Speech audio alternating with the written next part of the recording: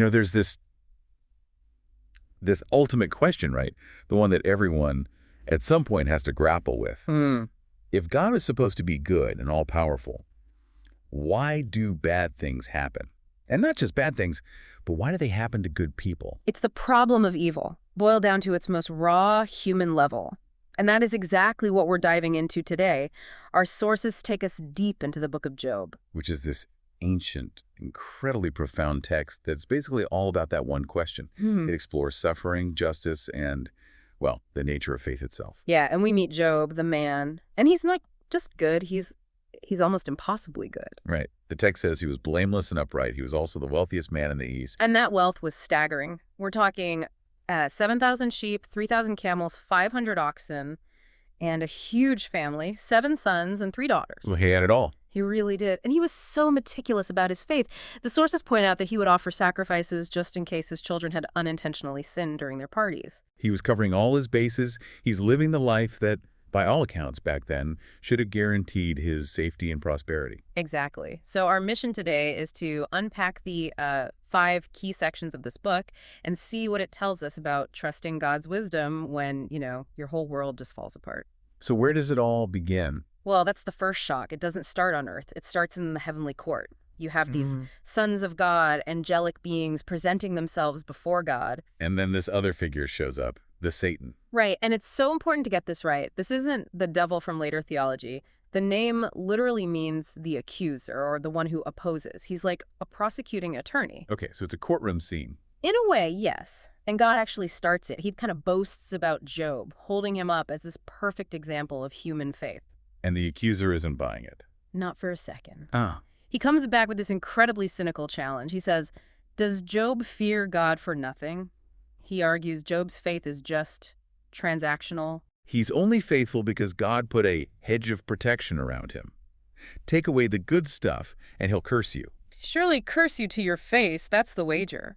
And what's so stunning is that God agrees to the test. He allows the accuser to destroy everything Job has, with just one rule. Do not lay a finger on the man himself. And the speed of the catastrophe is just, it's terrifying. Oh, it's relentless. Messenger after messenger arrives. They don't even give him a moment to process. First, his oxen and donkeys are stolen, servants killed. Then a fire of God burns up all his sheep and more servants. Then raiders steal his camels. And then the final blow, the one that's just unimaginable. A powerful wind hits his oldest son's house, and it collapses, killing all 10 of his children. All of them, at once. All of them, his entire legacy, gone. But his reaction, it completely defies the accuser's prediction. He tears his robe, shaves his head, the signs of mourning, but then he falls to the ground and he worships. And he says those famous words, "The Lord gave, and the Lord has taken away. Blessed be the name of the Lord." So round one of the wager is a complete failure for the accuser. A total failure. But he's not done. He goes back to the court and basically says the test wasn't fair. He says, skin for skin, a man will give up everything he has to save his life. He's saying Job doesn't care about his stuff or even his kids as much as his own health. Exactly. So God moves the boundary. He allows the accuser to attack Job's body, but says his life must be spared. And Job is struck with these agonizing sores. From his head to his feet, he's sitting in a pile of ashes, scraping his skin with a piece of broken pottery. It's just the absolute depth of misery. And that's when his wife comes to him. And you have to remember, she's lost everything, too. Her grief must have been immense. And she says to him, are you still trying to maintain your integrity? Why don't you just curse God and die? But he doesn't. He holds firm. He says, shall we accept good from God and not also accept trouble? Which, sets the stage for the whole rest of the book. Right, because now the physical test is over, but the psychological and spiritual one is just beginning. With the arrival of his friends? His 3 friends. And this part, the great debate, is the longest section of the book. And it starts perfectly. It does. They show up, and for 7 days and 7 nights, they just sit with him in total silence. The ministry of presence. They recognized his pain was too great for words, too big for platitudes. It was a profound act of empathy. But then, the silence breaks. It breaks when Job finally speaks. And he doesn't curse God, but he curses the day he was born. It's this raw, poetic, honest lament of utter despair. And that honesty is what seems to break his friends. Their empathy just evaporates. It completely evaporates. They immediately fall back on what they know, on their comfortable worldview. Which is retribution theology. Exactly. The simple formula. Good things happen to good people. Bad things happen to bad people. So if you're suffering this horribly, you must have done something awful to deserve it. It's a way to make a chaotic world feel predictable and safe. Yeah. But for the person suffering, it's just brutal. Oh, it's so brutal. Eliphaz speaks first, and he's sort of the most spiritual about it. He suggests Job has some secret sin and that he should just accept God's discipline. Like it's a loving correction. Right. Then comes Bildad, who is much, much colder. He actually suggests that it must have been Job's children who sinned, and that's why they died. Wow. He says their punishment was well-deserved. I can't even imagine hearing that. It's horrific. And then Zophar, the third friend, is the most blunt. He basically calls Job arrogant and says God is punishing him less than he actually deserves. So Job is just being attacked from all sides. Relentlessly. And he's rightly furious. He calls them miserable comforters.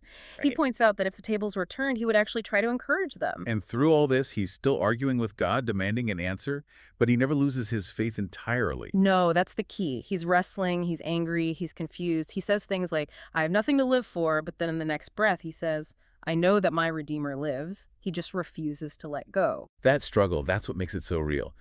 So the friends fail. Job is still in agony. What breaks the deadlock? A younger man who's been listening the whole time, Elihu. He finally speaks up, and he's important because he adds a new idea to the conversation. He criticizes everyone, right? Job and the three friends. He does. And he says suffering isn't always a punishment for past sins. He suggests sometimes it can be a form of instruction or discipline. So it's preventative. Yeah. Or maybe transformative. Exactly. He says it can be used to turn man away from pride and ruin. It's a more nuanced view, and it sort of prepares the way for what happens next. Which is the climax of the entire book. God finally answers, not gently, but out of a whirlwind, a terrifying storm cloud. Okay, but here's the thing that I think stumps everyone. Yeah. God shows up, and he doesn't answer Job's question. Not at all. He completely ignores the whole heavenly wager, the reason for the suffering. Instead, he just starts asking Job questions. A divine interrogation. Yeah. Where were you when I laid the foundations of the earth? Can you command the morning? He just overwhelms Job with the sheer scale and mystery of creation. He points to these wild, uncontrollable creatures, Behemoth and Leviathan. Right. And the message is clear. This universe is far more complex and wild than your simple human ideas of justice can possibly contain. You can't comprehend it. So the point is that there is no satisfying answer for our human minds. That is precisely the point. God doesn't give Job the why. He doesn't give him an explanation. He gives him himself. He gives Job a revelation of who he is. And that encounter is what changes everything for Job. Everything. He is completely humbled. He realizes how small his perspective was, and he repents in dust and ashes. And he says that incredible line. I had heard of you by the hearing of the ear, but now my eyes have seen you. The presence of God made the need for an explanation irrelevant. And right after that, God vindicates Job. He actually gets angry at the three friends. He does. He says they haven't spoken the truth about him, as my servant Job has, which is amazing. It means Job's honest, angry wrestling was more truthful than their pious, wrong-headed theology. And he makes them offer a sacrifice, and Job has to pray for them. His integrity is restored. And then his fortunes are restored, doubled, in fact. He gets twice the livestock, 10 new children, and lives another 140 years. A happy ending, but one that is just packed with lessons for us. Absolutely. I think the first, and maybe the toughest, is that being a good person is not a shield against pain. The universe doesn't owe us an easy life for being obedient. And that idea of the ministry of presence, those 7 days of silence were the best thing the friends did. When someone is in deep pain, maybe just be there. Don't offer easy answers. Please don't offer the easy answers. And then there's perseverance. True faith isn't about never having doubts. It's about, like Job, falling forward into faith, wrestling and questioning, but never letting go. But the biggest one, the one at the very heart of this, has to be the missing answer. It is. Job never found out about the wager in the heavenly court. He had to learn to trust God's heart without being able to see his hand or understand his plan. That's the real secret of the book, isn't it? True faith isn't measured by getting blessings, but by trusting God's character when everything in your life looks like proof against it. Exactly. Job's biggest reward wasn't the new camels or the new children. It was seeing God. That vision it reframed everything. His need for a why just melted away in the face of that awesome presence. So we'll leave you with this to think about. If Job's ultimate peace came not from getting an answer, but from surrendering his need for one, Mm. what might you gain right now by choosing to trust the mystery over finding the perfect, logical reason for your own struggles?